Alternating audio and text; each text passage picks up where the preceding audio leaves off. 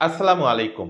Asia কাপের schedule ঘোষণা করা হয়েছে এবং বাংলাদেশ কোন গ্রুপে, পাকিস্তান, ভারত কোন গ্রুপে এগুলো প্রকাশ অলরেডি হয়ে গেছে। তারপরেও আমি সংক্ষিপ্ত আকারে আপনাদেরকে জানিয়ে দেই যেহেতু আপনারা আমার অডিয়েন্স সেক্ষেত্রে আমার এটা দায়িত্ব। বাংলাদেশ এবং পাকিস্তান, ভারত এরা কে কোন গ্রুপে চলুন একটু জেনে নেই। প্রথমেই আমি বলে দেই বাংলাদেশের গ্রুপে রয়েছে শ্রীলঙ্কা, আফগানিস্তান এবং হংকং।